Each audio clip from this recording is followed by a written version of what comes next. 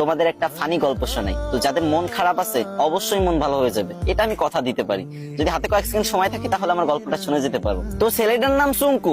তার সমস্যা একটাই, সে ইংরেজিতে কথা কইবারই পারে না। কিন্তু ম্যাডাম তো রেগে মেগে পুরো আগুন। সুঙ্কু, তুমি যদি কালকে ইংরেজিতে কথা বলা না শিখতে পারো, না শিখে আসো, তাহলে কিন্তু তোমার খবর আছে। তো সুঙ্কু তো ম্যাডামের এই কথা শুনে ভয়ে ভয়ে বাড়িতে গেল।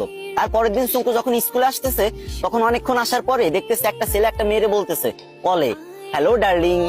তখন সুঙ্কু বলল, এই তো পাইছি রে, এটাই তো ইংরেজি। হ্যাঁ রে আল্লাহ, এত সহজ কথা আর আমি শিখতে পারি না। যাক, এটা আমি মুখস্থ করে নি। তো সুঙ্কু মুখস্থ করে নিল, হ্যালো ডার্লিং। চুঙ্কু ভাবলো রাস্তাঘাটে মনে হয় মানুষ ইংরেজি বলে সবাই, তো এবার থেকে যার ইংরেজি শুনবে সেটাই মুখস্থ করে নেবে। তো চুঙ্কু আর একটু দূর আগে যাওয়ার পরে পার্কের ধারে একটা মেয়ে একটা ছেলের বলতেছে, সেটা ননসেন্স। তো চুঙ্কু বলবো, এই তো আর একটা ইংরেজি পাইছি, সেটা ননসেন্স।